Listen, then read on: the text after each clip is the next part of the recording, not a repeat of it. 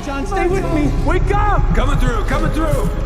How bad is it? He has burns to 100% of his body. Want to send out a special hello tonight to a certain young man who's laid up in the hospital.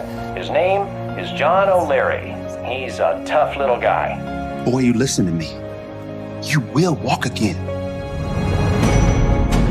When I first came to see you, they said you had no chance. But here you are. You're gonna face challenges when you get out of here, but you can still do almost anything.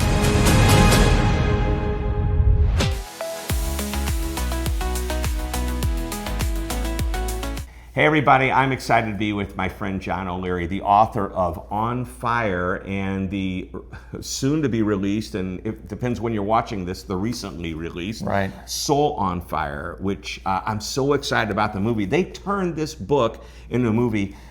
You and I met over 20 years ago, and just happenstance, you're a professional speaker, I'm a professional speaker, we're at a local breakfast place, and somebody says, do you know John O'Leary? I go, I don't know who that is. Never heard of him. And we instantly became friends. We've talked every time we're together about getting together, and the only time we ever get together is when we run into each other. But I still consider you a good friend, and I am such an admirer of you as a speaker. I told the people at the National Speakers Association, we need to get John O'Leary to come and do a keynote speech. And I'm not kidding you, I'm looking straight at the camera when I say this. He is one of the very, very best inspiring, motivational speakers you will ever hear. One, definitely that I've heard. Shep is reading a teleprompter right now, and that's just like I wrote it. No, but you're very handsome and athletic as well. You forgot that line. There you go. Handsome, athletic, gorgeous wife, incredibly beautiful true, family with kids, and gosh, we've both known since our kids were this big, and now they're in college, and Yes. and ours are out of college. And anyway, this book you wrote what year? That came out in 2016. Okay, and I believe I received this book when I was attending a financial services group who I do business with. You were the keynote speaker, and they gave away your book. And by the way, I still have the autograph on it. I love it. Shep, you were a terrific speaker, better man. Thank you. It's true. And God bless, stay on fire. And I believe one of the things you and I have in common, I wasn't ever actually on fire, literally, but mentally I'm there. So let's go back to the beginning. You were 9 years old. Yeah. So 9 years old, grew up in St. Louis, Missouri, and saw kids in my neighborhood playing with fire and gasoline. Oh, that's fun. But Parental supervision when involved? you're an 80s kid, you live outside, man. This is before technology and phones and 360, where we're tracking every word and every movement of our kids. So we're in the backyard in a creek area, and we're just having some fun. And I'm watching these kids thinking, if they can do it, me too. So that weekend, my dad is a business owner. He's at work. My mom is out with a couple of my sisters. The house is all mine. I walk into the garage, bend over a can of gasoline. 5 gallons, that's 42 pounds. Set the flame on the concrete floor, bear hug this barrel, and very carefully, Shep, start to tip, and I wait for liquid. And before the liquid came out, and you know the story, before the liquid, the fumes, pull the flame back in, create this massive explosion, picks up the 9-year-old and launches him 20 feet against the far side of the garage. So that's the starting point of this epic, tragic, and ultimately redemptive story. Yeah, it's inspiring, burned on basically 100% of your body. Right. And with a less than 1% chance of survival. So the math on that is, in 2025, they take the percentage of the body burned. So do the math at home, 100. They add age, 9, and that's mortality. So in 2025, if this kid presents, you have 109% likelihood of dying. So back in 1987, there's no chance. So in so many regards, the story is so stunning and miraculous, and not only because of surviving. In many regards, you know this. I think in my life, that was the easier thing to do than to embrace the scars afterwards. And I'm sure we'll talk about both, but surviving was hard. It was 5 months in hospital. It was dozens of surgeries, years of therapy. But that we had to first commit to fighting forward, I think, to ultimately achieve success. At 9 years old, you did not know what the words fighting forward meant. I did though, man. I had a warrior mom, and she came into the room, in the emergency room. She took my hand, she pats my bald head, and she says, "I love you." I had a head just like you back then, actually. Beautiful, beautiful. And I say, "Mom, knock it off with the love. Am I going to die?" And my mother looks back and says, "Do you want to?" Wow. And I say, "No, Mom, I don't want to die." And she goes, "Good, then take the hand of God, walk the journey with him, but listen, you fight like you never fought before." She said, "Dad and I will be with you. We're not leaving you, but do your part and fight." And so on that morning, it was a January 17th, 1987 morning, a 9-year-old kid, not even knowing he had no chance of surviving, took the hand of God, walked the journey with him, and then just fought, man. So listen, I played sports growing up. I didn't really know what it meant to fight, but I knew what it meant to give it your all. Wow. And there was an inspiration that walked through the door one day.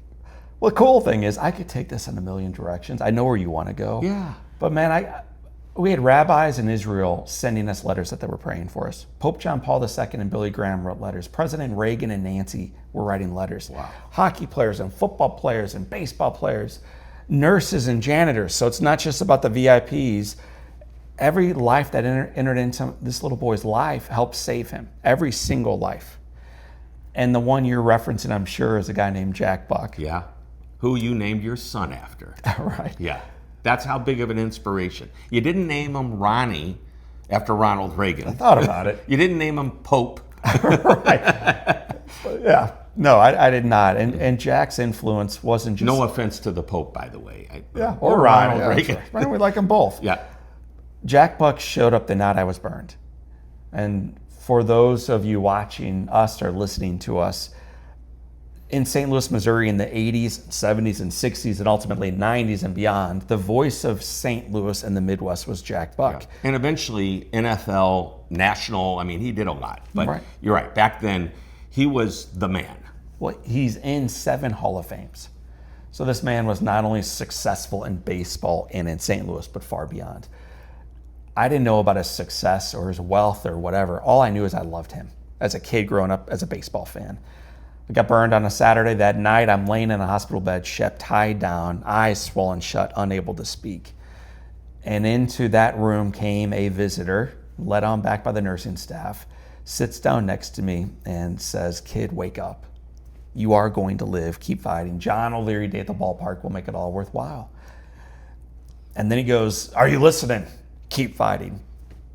He stands, he walks out, and now I'm in this hospital bed in darkness still. I'm 9, I'm on morphine, I'm dying, and I'm utterly on fire for life. You know, the book you had in your hand a moment ago is called On Fire. Yeah, there's a reason. Yep. It's not called On Fire because I got burned. I think that's the misnomer, man.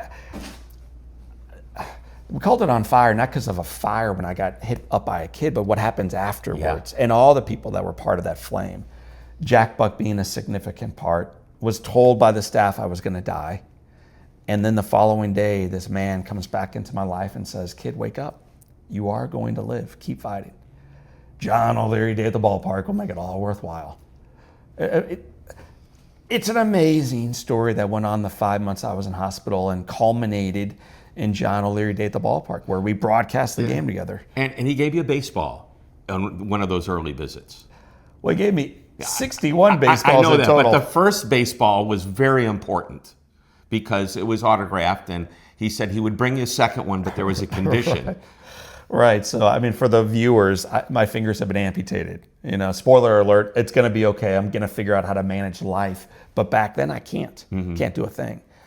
So he sees that evening. There's so much to unpack here. In life, it's so easy to ignore the problems in front of you, or to like kind of wish they would go away, that someone would show up for someone else. Jack Buck owned it. Like total agency here. Shows up the following day with a baseball, like he referenced, signed by Ozzie Smith. Yep. And below the ball was a note that read, "Kid, if you want a second one, write a thank you letter." And so now there's this little boy with no fingers, unable to do anything, broken down and a victim to life, who insists that his mom and a friend come in, push his hands together. We, hear the pronoun, write the note. We mail it off. And 2 days later, I got a second baseball with a note that read, "Kid, if you want a third, and a fourth and a fifth and a sixth. And I wish I had him at the office, but in 1987, that guy gave me 60 baseballs. That's a collection that is so much more valuable than the names on the ball, and that's inspiring. Now, there's some great in the book as well as in the movie. I just want to hit this lesson because I know the business community is going to be listening to this.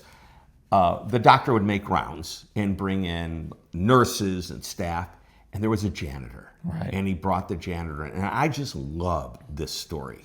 Do you know, have you seen the film? No, I haven't.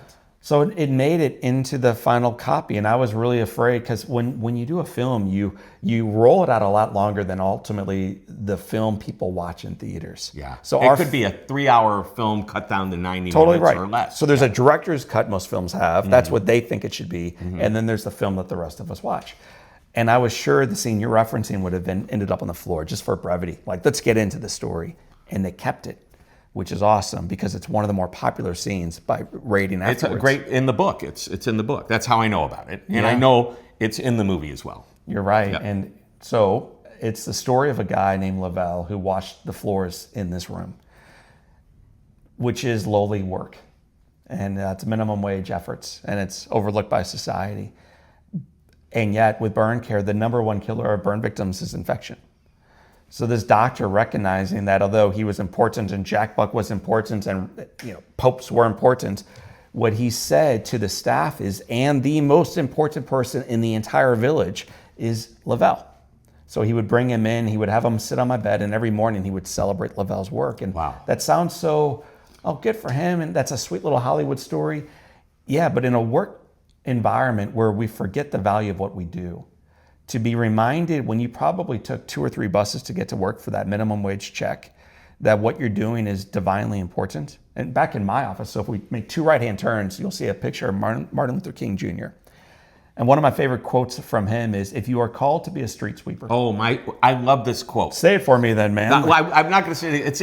It's how I closed one of my books. I mean, this is about be amazing or go home. Exactly right. Yeah. So if you are called to be the best street sweeper that anyone has ever seen. Like Michelangelo.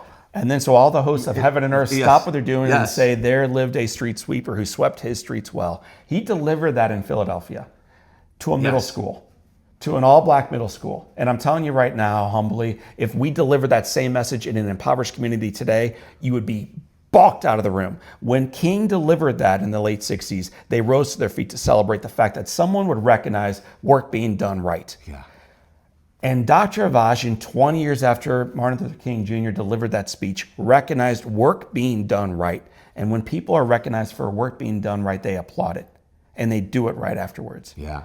So that's acknowledged in the film. It's a beautiful, true story that helped save and change my life. And that, I mean, who would have thought? And by the way, I think Martin Luther King did reference Michelangelo in the quote. Absolutely. In a couple Beethoven, and like as Beethoven writes songs and Michelangelo, paints the ceiling of the Sistine Chapel, the street sweeper, be the best. I mean, it is such an inspiring quote. I love it.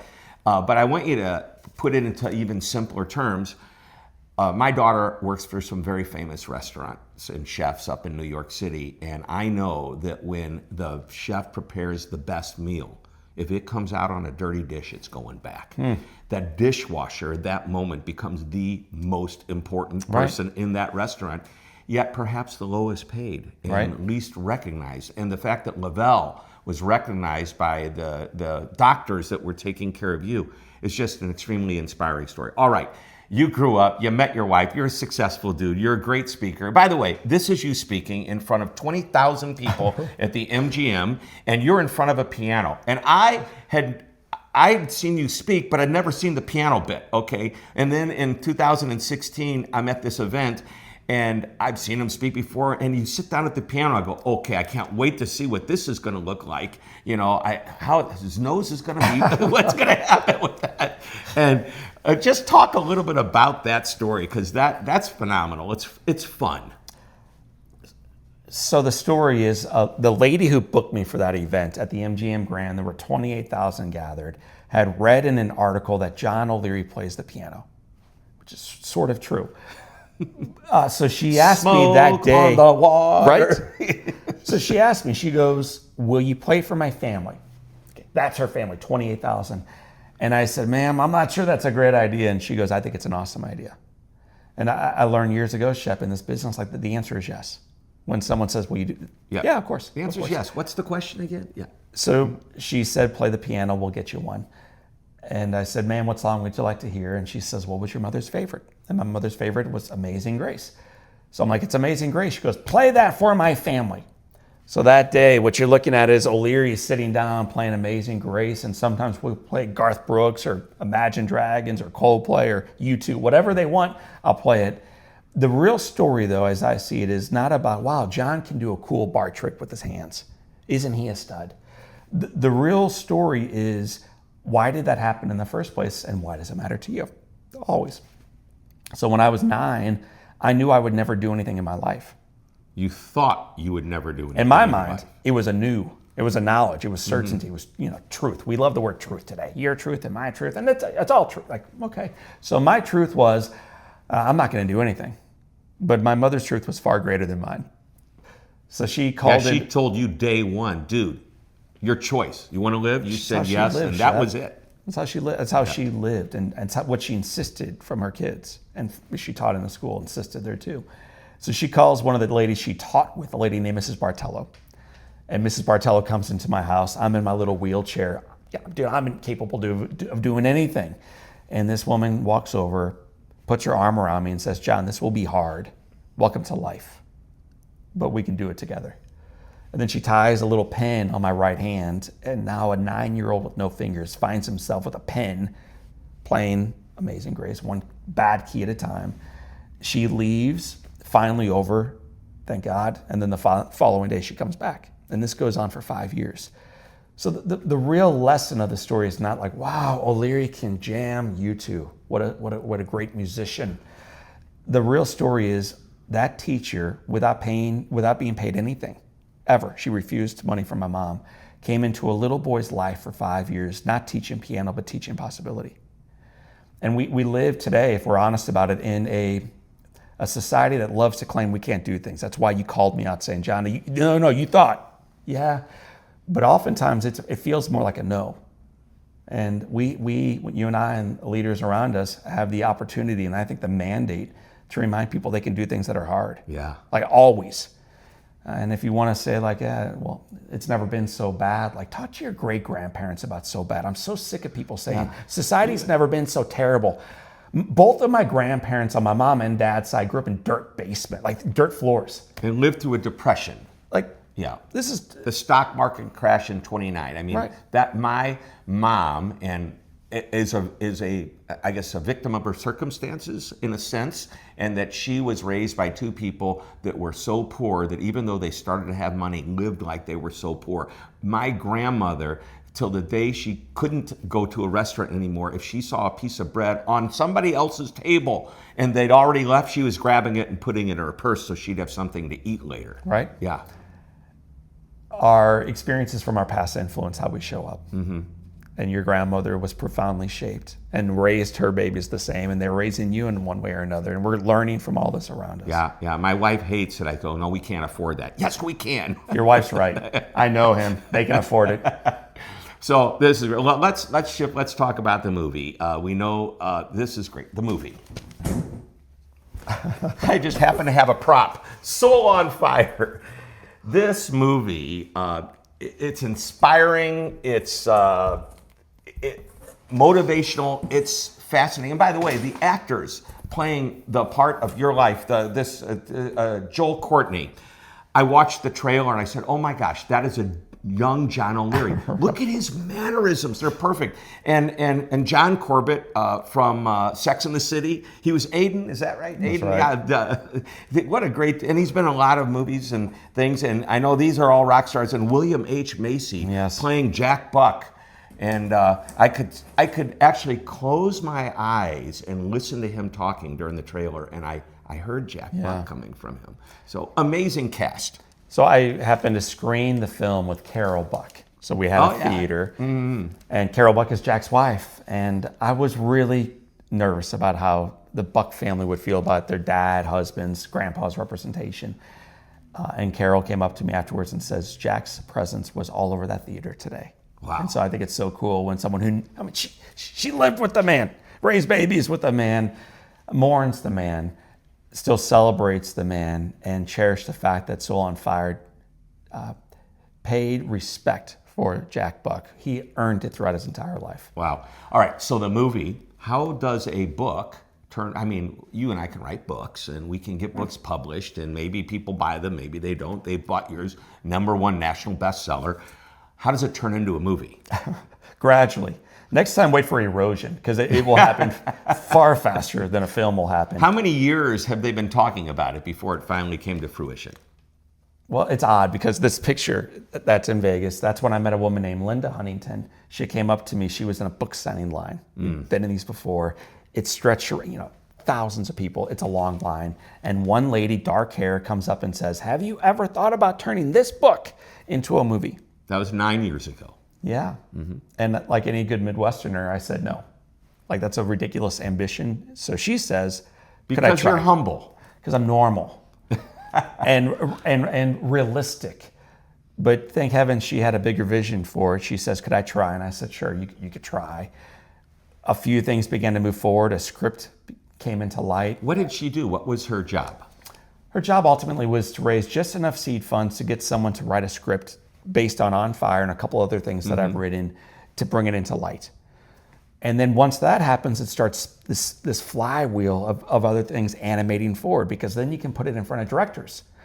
So Sean McNamara, who directed Reagan last summer and Soul Surfer and Miracle Season, on and on, 52 movies. He's directed hundreds of television shows. Sean's a successful guy. He gets a hold of the script and he signs up. But now we need cast. And I don't know if you knew this, but behind a camera, there were on any given day about 500 people working. Wow. So it's an army of folks that work to put a film together, which means you need to raise funds. And so we were going to shoot to save a little bit of money in Vancouver. And then Sean came in town. St. Louis is where I live. And I introduced him to my family, took him to a baseball game. We took him down to St. Louis University where I went. And he's like, dude, this campus is gorgeous. Took him to the Arch. Took him to the church where I got married. Took him to the place where Jack Buck is buried. And then I took him out to dinner at my mom and dad's. And so it's at this dinner where Sean says, now tell me, Mrs. O'Leary, where did the fire happen? And my mom stands up to go show him. And he says, are you saying the fire happened in this house? And she's like, well, of course, we haven't moved. And he's like, man, we got to shoot in St. Louis. So the film was shot 100% on location where the things happened, which is so cool because when you're looking at the film and you see the characters in front of you, you also see the characters behind the characters. You see Busch Stadium, you see the Arch, you see the church, you see SLU, you see Mercy, you see John's childhood house, you see the screen porch where my dad had a conversation with me in my late 20s that changed my life. So, Okay, you can't leave us hanging on that one. go to the movie, man. Quit being so cheap. Don't wait for Netflix. Go to the film, Soul on Fire. You will love it. All right, now we're not done yet because I've got to ask you a couple of quick questions. What did they leave out that you wish they would have put in? Here's what I'll say. My concern the entire time was that they would make John O'Leary the hero. And the best part about the film is every other character is a bigger hero than John. Wow. And I'm not trying to be humble. That is humble. It's But sincere. that's how you live your life too. You think that way. You're programmed that way. It's reality. So even in the movie poster, when you look at it, it's a picture of Joel Courtney's backside. I always tell him that's his best angle. So his backside is turned toward the camera. And then what you see is this mosaic of all the people in the film who fought to see this little boy, this young man, this older version of that man survive and thrive in life. The story's not about getting burned. That's a boring story. It's a story about coming alive and the people who are part of that journey and the fact that you can't do it by yourself. That's the story of Soul on Fire. Wow, and if that's a story, Shep, then it's not a story of how do you survive a fire or become a speaker. It's ultimately the story of how do I use the gifts that I have for good. It's an invitation to become a hero for others. Well, I'm inspired just listening to you. Today, I've been inspired by your speeches. I'm inspired by your book. Can't wait to see the movie. We're doing this several weeks before the movie comes out.